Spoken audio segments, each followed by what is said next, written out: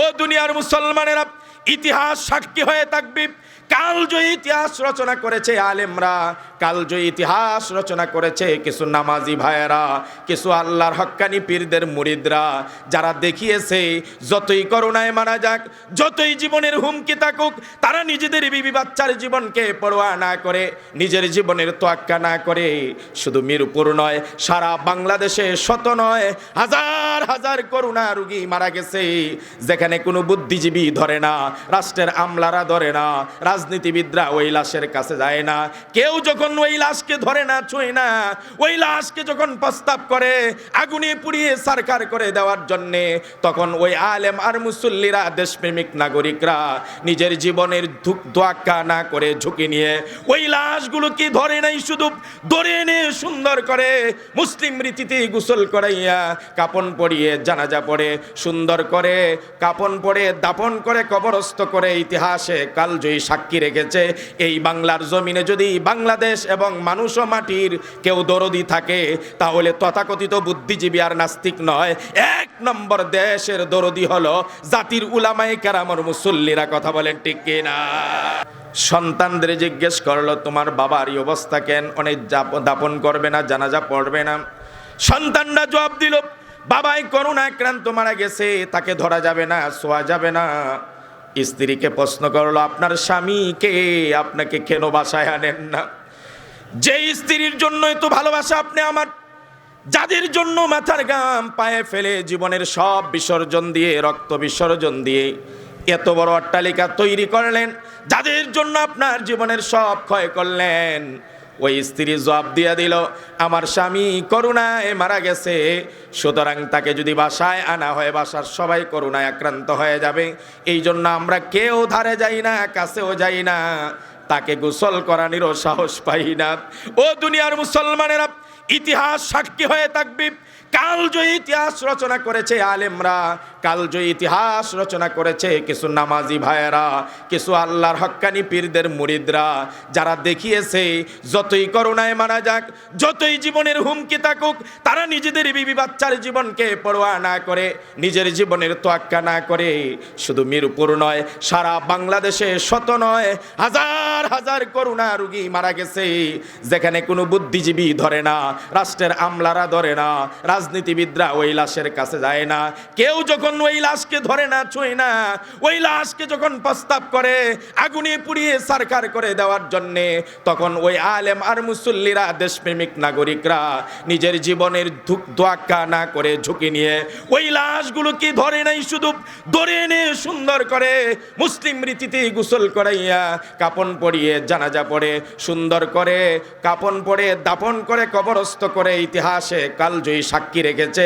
এই বাংলার জমিনে যদি বাংলাদেশ এবং মানুষ ও মাটির কেউ দরদি থাকে, তাহলে তথাকথিত বুদ্ধিজীবী আর নাস্তিক নয়, এক নম্বর দেশের দরদি হলো জাতির উলামায়ে কেরামর মুসল্লিরা। কথা বলেন ঠিক কিনা?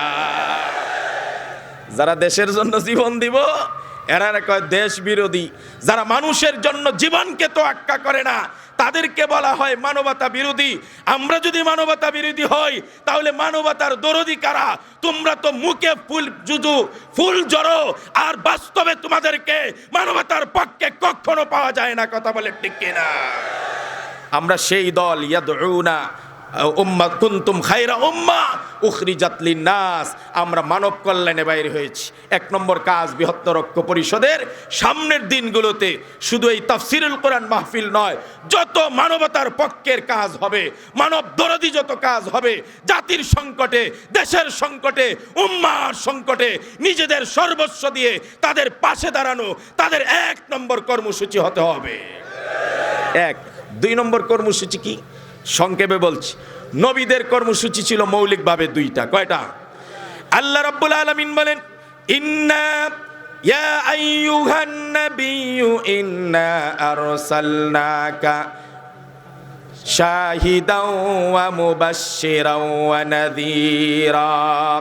অন্যত্র বলেন, ওয়ামা আরসালনাকা ইল্লা কাফাতাল লিন্নাসি বাশীরাও ওয়া নাযীরা। আল্লাহ পাক বলেন ইয়া রাসূলুল্লাহ ইয়া হাবিবাল্লাহ, মৌলিক দুইটা কাজ দিয়ে আপনাকে আমি দুনিয়াতে পাঠাইছি।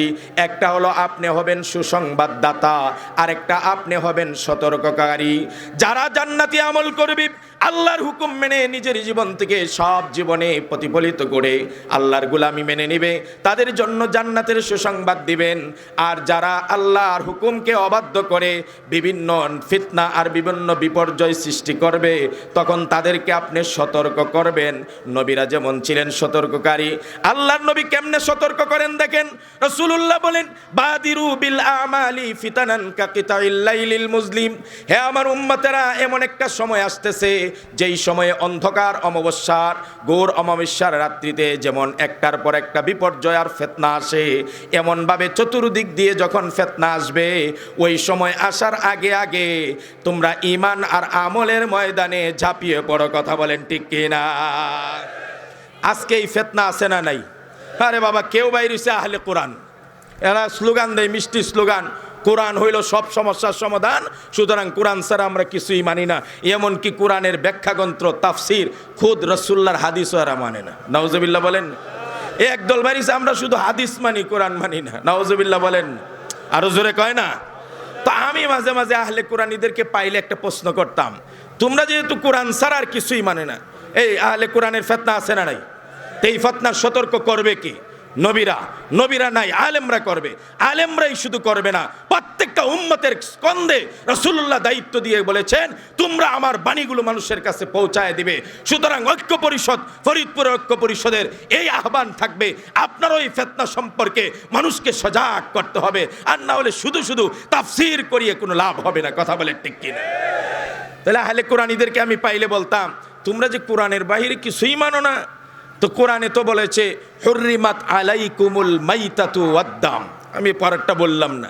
আল্লাহ বলেন তোমাদের উপর মৃত প্রাণীকে হারাম করে দেওয়া হয়েছে। মরা গরু খাওয়া জায়েজ? কথা কন না। মরা মুরগি, মরা পাখি, মরা ছাগল, মরা ভেড়া, মরা উট, এক কথায় মরা কোনো প্রাণী যেটা নিজে নিজে মরে গেছে, এটাকে খাওয়া হুররিমাত, হারাম। তো আমি যদি আপনাদেরকে প্রশ্ন করি, মাছ আমরা মরা খাই না? এখানে যারা আছে সব জেতা মাছ খান, বাড়ি আপনাদের নদীর উপরে না, সবাই মরা মাছ খায়। তো আল্লাহ তুই কইছে হুররিমাত আলাইকুমুল মাইতা, তোমাদের উপর মরা খাওয়া কি? কথা কয় না? আরো জোরে কান। আরে মেয়ে ফিতনা আসতেছে, আহলে হাদিসের চেয়েও আহলে কোরআনীদের ফিতনা আরো বেশি ভয়ঙ্কর। কথা বলে ঠিক কিনা? এরা কয় আমরা কোরআন ছাড়া কিছু মানি না। তো কোরআনে তো বলছে মরা খাওয়া হারাম, তো মাছ মরা তোমরা খাও কে? একটা আয়াত, একটা শব্দ দেখাও কোরআনে বলছে মরা মাছ খাওয়া জায়েজ। উলামায়ে কেরাম আছে, কোরআনে কোনো মরা মাছ খাওয়া জায়েজ কোনো আয়াত আছে? তারা তো কোরআনের বাহিরে মানে না। এখন আমরা যদি জিজ্ঞেস করে আপনারা খান কেন, আমরা কই কোরআনে না থাকলেও আমরা আরেক জায়গায় পাইছি, ওই জায়গায় পাইয়া তারপরে খাই। কথা কয় না কা? ওই ঐতিহাসিক গজনব আম্বার নামক সেই মাছ, সাহাবায়ে কেরাম যুদ্ধের ময়দানে সামুদ্রিক সেই আম্বার মাছ পাওয়ার পরে নিজেরাও খাইলেন, রাসূলুল্লাহর কাছে কিছু নিয়ে গেলেন, রাসূলুল্লাহ সেই মরা মাছ অল্প খাইলেন। আমার বন্ধুগণ, প্রশ্ন হলো আম্বার নামক মরা মাছ যে খাওয়া যায়, এটা কি কোরআনে আছে না হাদিসে আছে?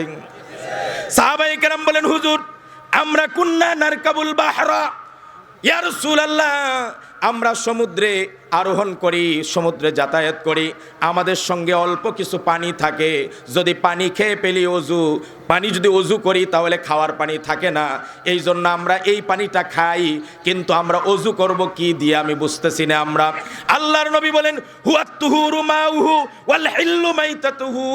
আল্লাহর নবী সংবিধান দিয়ে দিয়েছেন মরা মাছ খাওয়া কি। নবীজি বলেন সমুদ্রের পানি পবিত্র, আর সমুদ্রের মরা মাছ খাওয়া উম্মতের জন্য হালাল। এ বেটা বাটপারেরা, যদি খালি কোরআন মানস মরা মাছ খাইতে পারবে না জিন্দেগিতে, যদি বলস কোরআনও মানি হাদিসও মানি, তাহলে আমরার মতো দলিল দিয়া মরা মাছ খাইতে পারবে। কথা বলে ঠিক কিনা? আমি আজকে আলোচনা করতে চাইছিলাম, শেষ সময় ফরিদউদ্দিন রহমানী সাহেব বলেছে কাদিয়ানীদের সম্পর্কে, কাদিয়ানীদের আনাগুনা পৃথিবীতে বাংলাদেশেই সবচাইতে বেশি বাড়ছে। কথা কোন ঠিক কিনা? আরো জোরে কয় না? আমি এরা যে কাফের এটার দলিল বুড়ি বুড়ি আছে, আপনারা সূরা আহজাবের 40 নম্বর আয়াত খুঁজবেন, তারা কাফের প্রমাণিত হয়ে যাবে। বুখারীর 35 নম্বর হাদিস খুঁজবেন, কাদিয়ানীরা কাফের প্রমাণ হয়ে যাবে। তিরমিজির 26-17 নম্বর হাদিস খুঁজবেন, তারা 22-17 হাদিস খুঁজবেন, তারা কাফের প্রমাণিত হয়ে যাবে। আমি কাফের প্রমাণ করার জন্য আসি নাই। আমাদের উপর একটা প্রশ্ন রেখা হয়, তথাকথিত বুদ্ধিজীবীরা বলে, হুজুর কাদিয়ানীদেরকে রাষ্ট্রীয়ভাবে আইন করে সংসদে কাফের ঘোষণা দেওয়ার জন্য এত মাথাছাড়া দিয়ে লাগছেন কেন? এরা কি এই দেশের নাগরিক না? এরা বাস করবে এই দেশে, এদেরকে নাগরিকদেরকে কাফের ঘোষণা করার জন্য আইন বানাইতে হবে কেন? সংসদ আইন প্রতিষ্ঠা করতে হবে কেন? এই দেশে তো হিন্দুও বাস করে, বৌদ্ধও বাস করে, খ্রিস্টানও বাস করে। আমি আপনাদেরকে সহজ একটা প্রশ্ন দেই, ও দুনিয়ার মানুষেরা, কোনাবাড়িতে জুতার কোম্পানি আছে না নাই? শোরুম আছে না নাই? একটা আছে বাটা আর একটা আছে অ্যাপেক্স, দুইটার উদাহরণ দিলাম। অ্যাপেক্সের জুতা বিক্রি হয়। একটা মিনিট, কথাটা বললাম শেষ, আজানটা শেষ, আমি শেষ করি। না চলবো।